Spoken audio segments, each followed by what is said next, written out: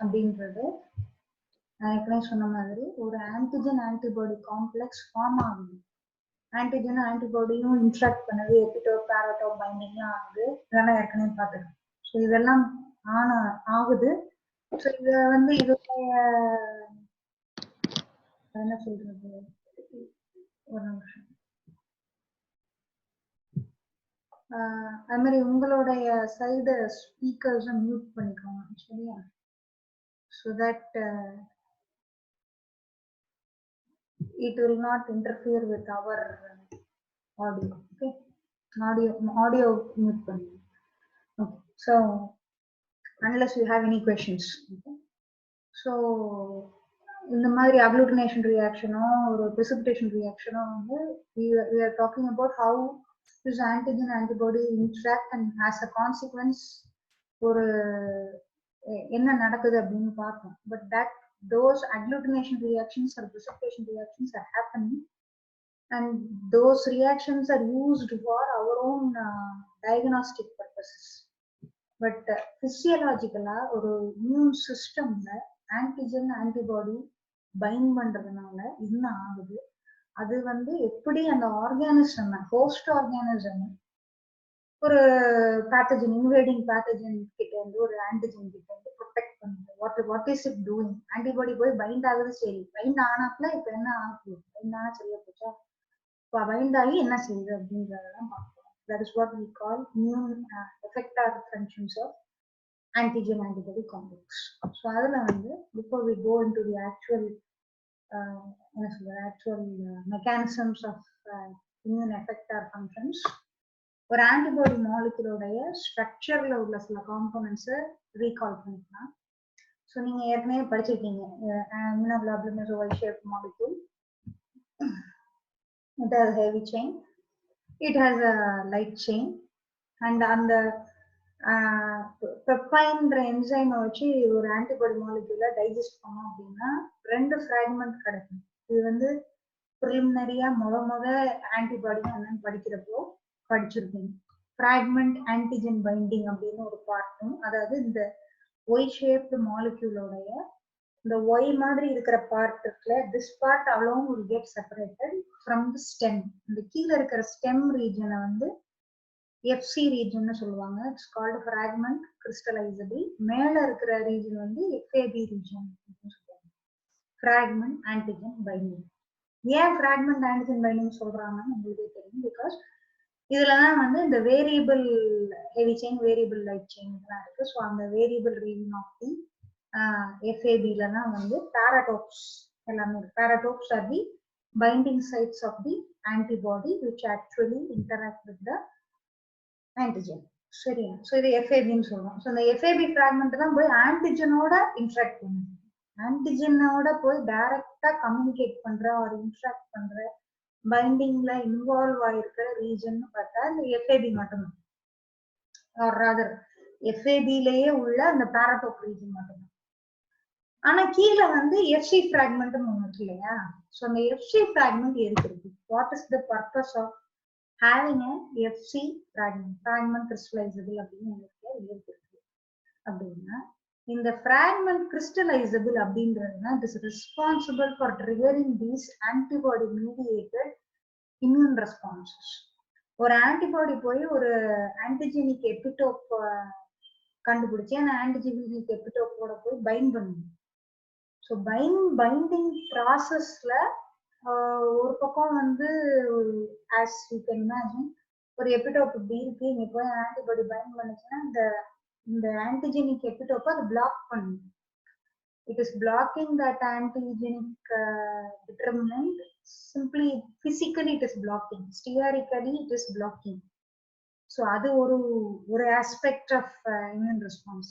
FAB போய் அதை black பண்ணுது, அது ஓகே. ஆனா பிளாக் பண்ணதுக்கு அப்புறமா அந்த இன்கமிங் ஆன்டிஜனை என்ன செய்யறது, அதை டிஸ்ட்ராய் பண்ணுது, அதை நல்லிஃபை பண்ணுது, நியூட்ரலைஸ் பண்ணுது.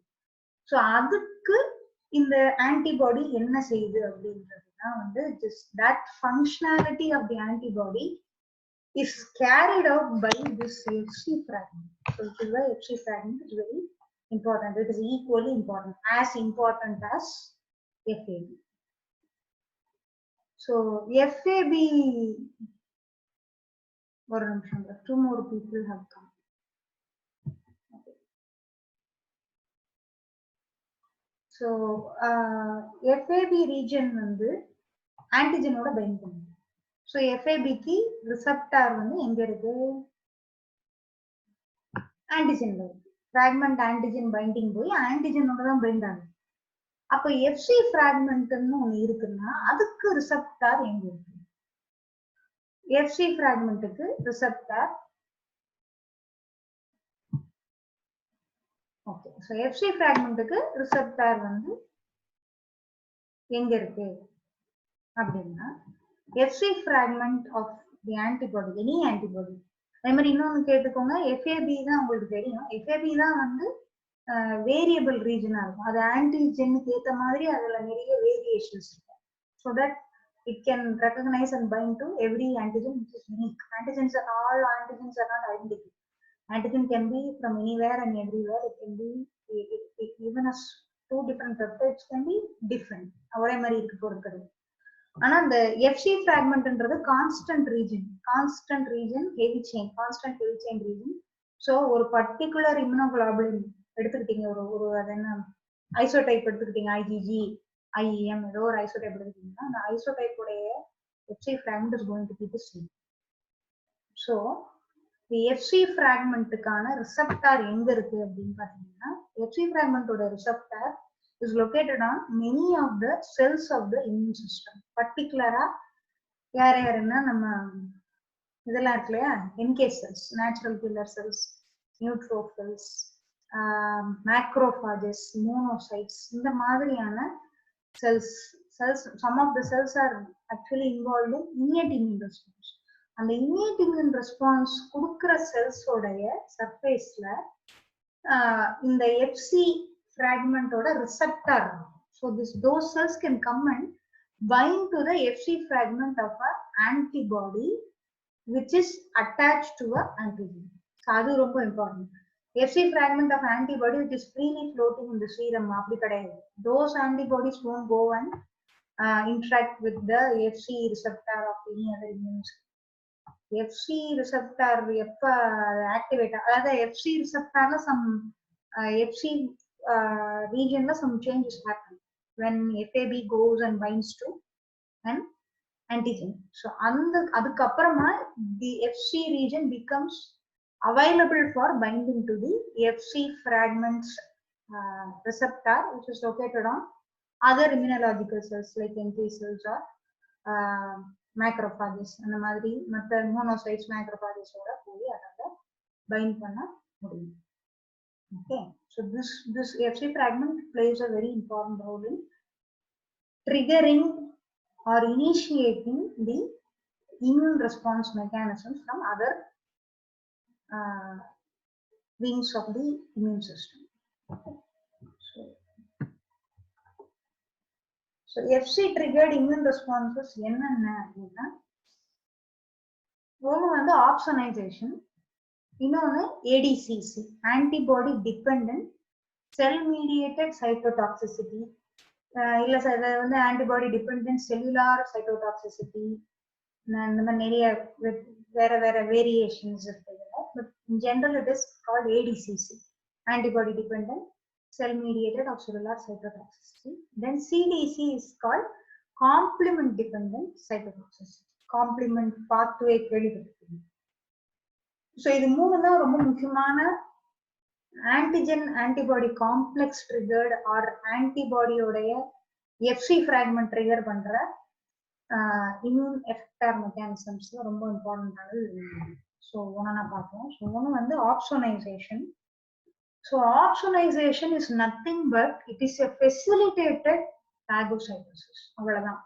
எப்படி டிஃப்யூஷன் ஃபெசிலிட்டேட்டட் டிஃப்யூஷன் சொல்றோமோ அது மாதிரி phagocytosisன்ற process வந்து ஏற்கனவே நடக்குது. Phagocytosis, macrophages are capable of phagocytosis, and there are other immune cells which can phagocytose an incoming pathogen. Okay, or a dying cell, altered cell, dying cell, apoptosis நடந்துட்டு இருக்கிற cells, இதெல்லாம் வந்து கிளியர் பண்றதுக்காக phagocytosis வந்து நம்ம பாடியில இருக்கிற immune cells வந்து they are capable of doing phagocytosis.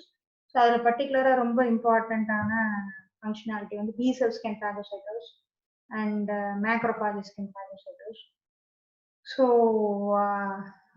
இப்போ இந்த phagocytosis process நம்ம சொல்றது without the involvement of a antibody.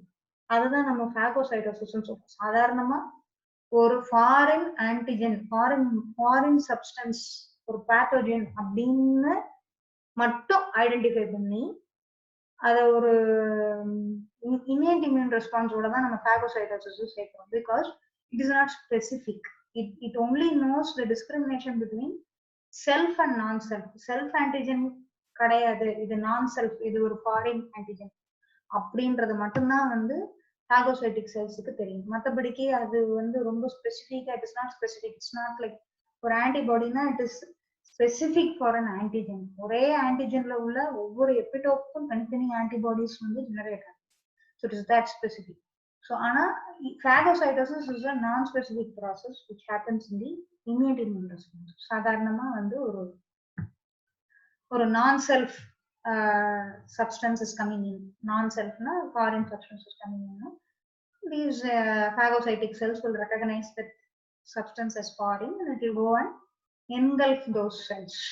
Okay va? So அந்த மாதிரி engulf பண்ணிட்டு அதுக்கப்புறம் it can destroy the cells, and some of these phagocytic cells are involved in presenting the antigen. இந்த antigen presentation process தான் நம்ம ஏற்கனவே வேற கண்டெக்ஸ்ட்ல படிச்சிருக்கோம். T-cell immune responseல படிச்சிருக்கோம். ஸோ அந்த மாதிரி நடக்குது.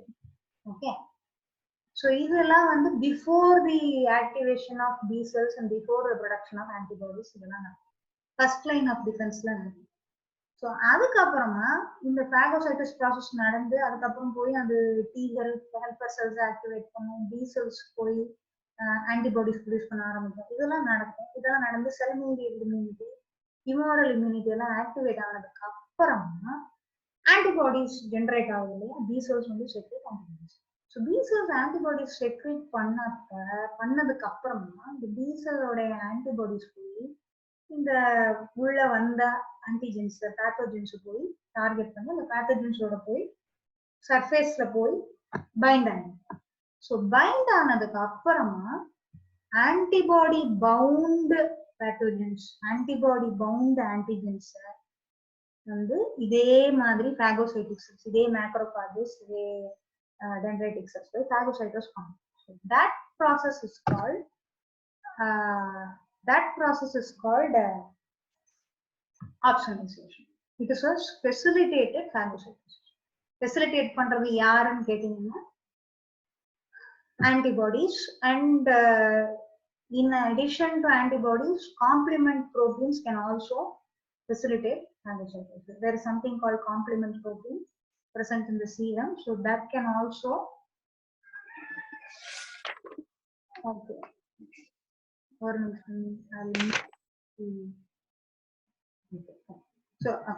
So antigens, what was I saying? Okay. So facilitated phagocytosis என்றதுல it is facilitated by antibodies. Antibody bound antigens, அதாவது ஆன்டிஜன் நம்ம சொல்றது பார்ட்டிகுலேட் ஆன்டிஜன். பார்ட்டிகுலேட்னா செல்லுலார் ஆன்டிஜன்ஸ், லார்ஜ் ஆன்டிஜன்ஸ், ஒரு ஹோல் பாக்டீரியல் செல்லோ இல்ல ஒரு பாராசைட்டோடைய ஒரு சிஸ்டா இருக்கலாம், இல்ல இந்த மாதிரி விஷயங்கள். So those large particulate antigens ஒரு லார்ஜ் காம்ப்ளெக்ஸஸ் ஆஃப் மல்டிமெரிக் ப்ரோட்டீன்ஸ் அந்த மாதிரி இருக்கிற பார்ட்டிகுலேட் ஆன்டிஜென்ஸை ஒரு ஆன்டிபாடிகள் பைண்ட் பண்ணதுக்கு அப்புறமா such antibody bound antigens are easily recognized by the phagocytic cells of the immune system. So அந்த phagocytic cells வந்து ஈஸியா ரெகக்னைஸ் ஆகிறதுனால இந்த phagocytic cells போய் அந்த pathogens engulf பண்ணி phagocytosis பண்ணும். So that is called opsonization. It is nothing but a facilitated phagocytosis. So இதுல வந்து காம்ப்ளிமெண்ட் ப்ரோட்டீன்ஸ் போய் பைண்ட் ஆகும் சில நேரம், அதை நம்ம எடுத்து பார்ப்போம். ஆஃப்டர் திஸ் காம்ப்ளிமெண்ட் ப்ரோட்டீன் போய் செல்ஸோடைய அந்த செல்ஸ்ன்னு சொல்றது பேத்தஜெனிக் செல்ஸ், பேத்தஜெனிக் செல்ஸோடைய சர்ஃபேஸ்ல காம்ப்ளிமெண்ட் ப்ரோட்டீனும் போய் பைண்ட் ஆகும். ஸோ அந்த மாதிரி காம்ப்ளிமெண்ட்ஸ் போய் பைண்ட் ஆகிறப்பையும் ஆப்சனைசேஷன் ஆகும். So opsonization is not exclusively antibody mediated. It can happen also through complement proteins. சரியா? ஸோ அதாவது நம்மளுடைய இம்யூன் சிஸ்டம்ல இருக்கிற இந்த சால்யுபிள் ப்ரோட்டீன்ஸ், ஆன்டிபாடிஸ், காம்ப்ளிமெண்ட்ஸ் இதெல்லாம் வந்து போய் ஒரு பாகோசைட் ஒரு ஒரு பேத்தஜெனிக் செல்லோட அட்டாச் ஆயிடுச்சுன்னா the pathogenic cell, even otherwise it can get phagocytosis. அது வேற விஷயம். But this process of phagocytosis becomes easier for the immune cells of the body because these pathogens are tagged or marked by these antibodies. இவன் சரியில்லை, இவனை வந்து close பண்ணுங்க அப்படின்ற மாதிரி ஒரு டேக் பண்றதோ மார்க் பண்ணி வைக்கிற ப்ராசஸ் தான் வந்து ஆப்சனைசேஷன். So such facilitators which mark the antigenic cells as foreign and அதை வந்து phagocytose பண்றதுக்கு ஹெல்ப் பண்ற அந்த ஆன்டிபாடிஸ் அண்ட் காம்ப்ளிமெண்ட்ஸ் எல்லாத்தையும் opsonins னு சொல்லுவாங்க. Opsonins are proteins which are helping in opsonization. So they are called opsonins. Other main antibodies and complements are the two important opsonins of the immune system. So in the name opsonization, the name பார்த்தீங்கன்னா opson அப்படின்றது is a ancient Greek food item. It is actually a side dish. Okay, so phagocytosis ன்றது உங்களுக்கு தெரியும், அதோட meaning வந்து செல் eating இல்லையா? So cell eating க்கு இது அசிஸ்ட் பண்ணுதுன்றதுனால இதுக்கு ஆப்சோன், it is a additional dish அப்படின்னு அதுக்கு பேர் வச்சிருக்காங்க. Opson side dish in Greek. So opsonization is something that it helps the phagocytic cells of the immune system phagocytose pathogenic cells. Okay, so this is opsonization. So அடுத்து வந்து this is a picture showing how opsonization happens.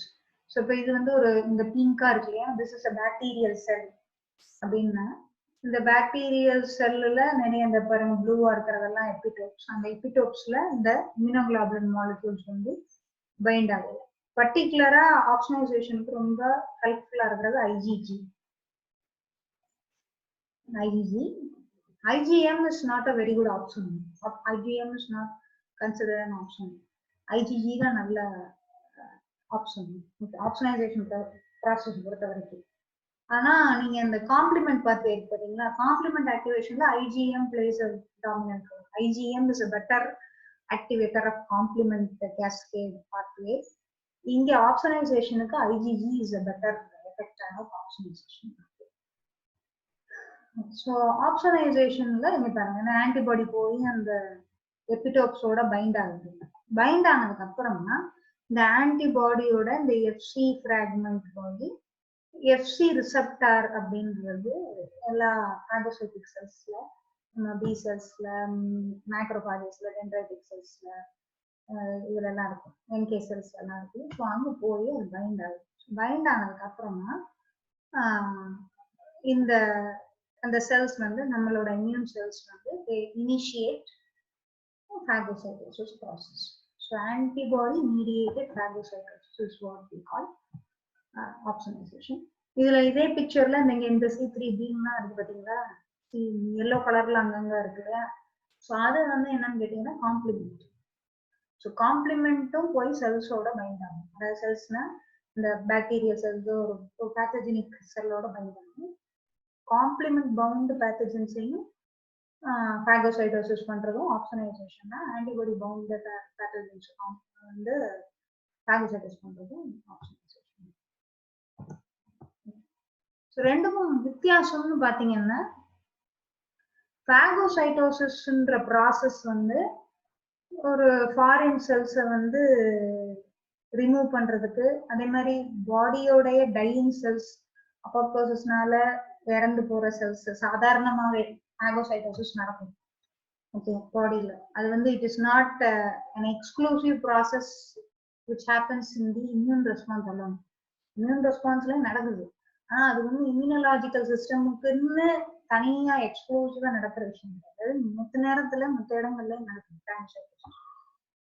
So for reasons other than eliminating an antigen, சாதாரணமாவே வந்து ஒரு ஒரு ஒரு பாடி செல்லே வந்து ஒரு dyeing செல்ல ஒரு அபாப்டோட்டிக் செல்லை வந்து எலிமினேட் பண்றது இதெல்லாம் வந்து ஆப்சனைசேஷன் இது phagocytosis நடக்கும்.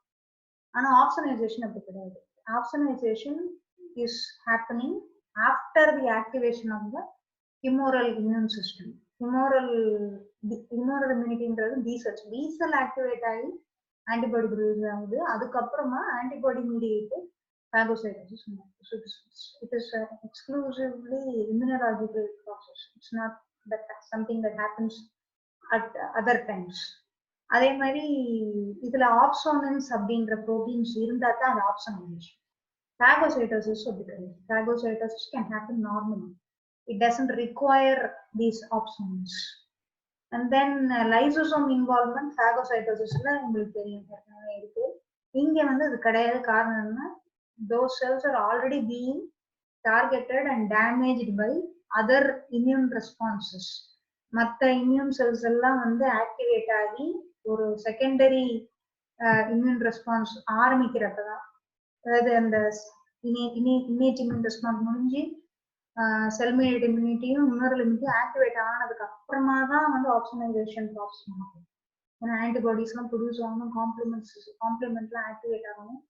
ஸோ அந்த ஸ்டேஜில் நடக்கிறப்போ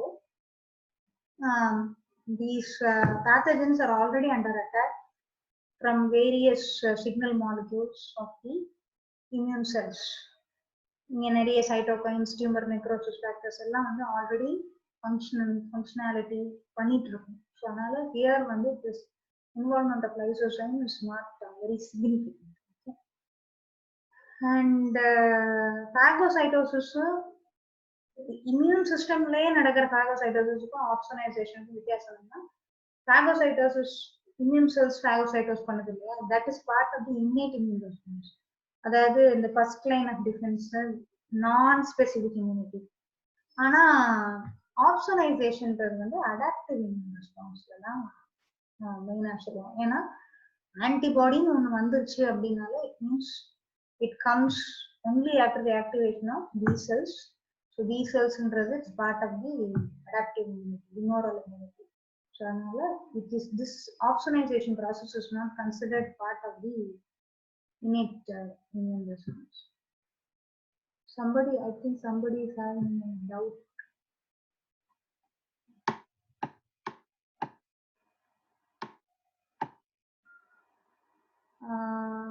Okay, நான் இதை முடிச்சுக்கிறேன். சரி. So finally I will give you some time for questions. Okay, we'll finish it off. So இது ஆப்சனைசேஷன். அடுத்து வந்து ADCC. ADCC அப்படின்றது antibody dependent cell mediated cytotoxicity, of cellular cytotoxicity. So இது என்ன அப்படின்னா இதுல வந்து இட் இன்வால்வ் செவரல் செல்ஸ். இப்போ NK cells, macrophages, eosinophils, monocytes எல்லாமே இன்வால்வ். பட் இதுல ரொம்ப சிக்னிஃபிகண்டான ரோல் வந்து NK செல்ஸ் இருக்காங்க, நேச்சுரல் கில்லர் செல்ஸ். ஸோ இது என்ன அப்படின்னா இந்த FC receptors which are present on NK cells will go and bind to this antibody உடைய fragment crystallization, FC fragment of the antibody, and the antibody is already bound to another. இங்க பாருங்க, பிக்சரை பார்த்தீங்கன்னா so you have a so this pink color cell here is a infected, virus infected cell. Okay, it is a virus infected body cell. So since it is virus infected, it is getting ready for being phagocytosed, okay, killed and phagocytosed by our own body cells. So இப்போ என்னன்னா, இப்போ இங்க பாருங்க, you have an antibody which is attached to the surface of a infected cell.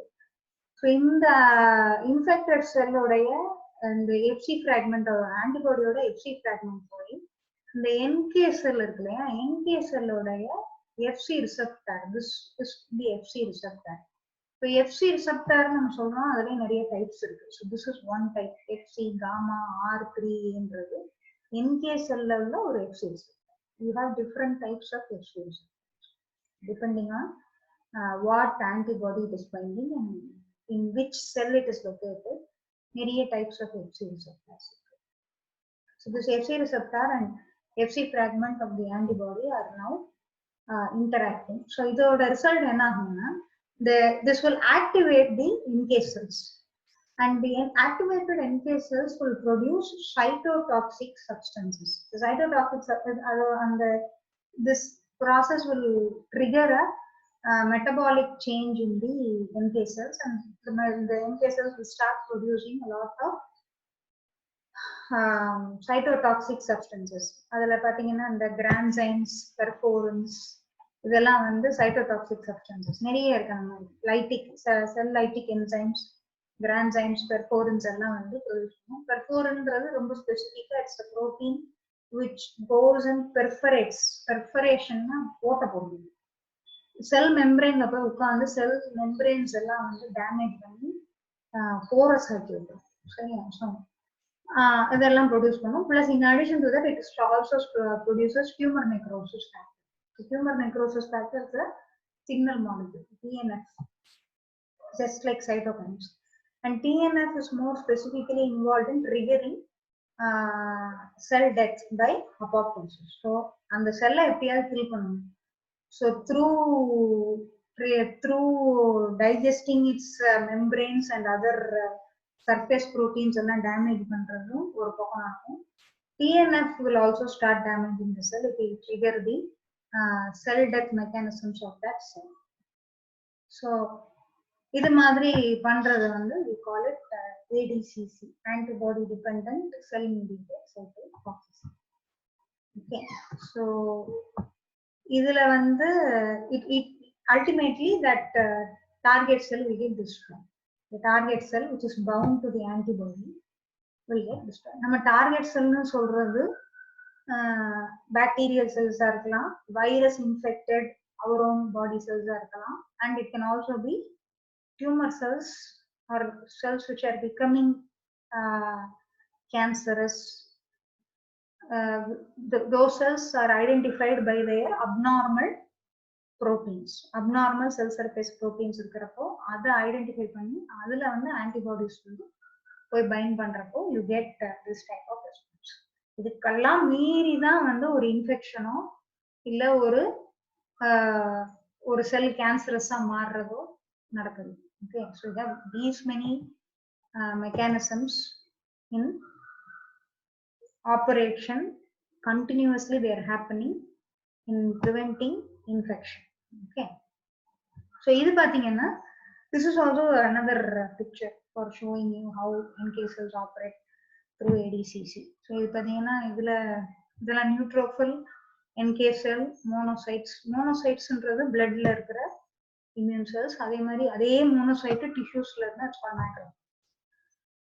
Okay, so இந்த antibody போய் இங்க bind ஆயிருக்கு அப்படின்னா this is a virus infected cell. You can see உள்ள virions particles இருக்கு. இன்ஃபெக்ட் ஆன செல்ல வந்து ஆன்டிபாடி போய் பைண்ட் பண்ணிச்சு அப்படின்னா இந்த ஆன்டிபாடி பவுண்ட் செல் வந்து போய் இந்த NK cells வந்து அதோட பைண்ட் ஆகும். NK செல்லோட FC ரிசெப்டாரும் ஆன்டிபாடியோட FC ஃபிராக்மெண்ட் பைண்ட் ஆகும். பைண்ட் ஆனதுக்கு அப்புறமா they start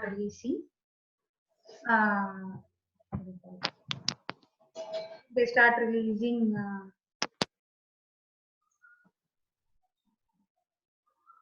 is somebody having, okay, I'm getting a noise from somebody's okay, ஒரு அவ்வளவுதான், ஒரு 10 minutes நான் முடிச்சுக்கிறேன், then I give you time for discussion. ஓகேவா? So that is only ADCC. அடுத்து பாத்தீங்கன்னா காம்ப்ளிமெண்ட் பாத்வே. ஸோ காம்ப்ளிமெண்ட்ன்றது என்ன அப்படின்னா, complement is nothing but it is those are proteins, they are heat labile proteins which are present in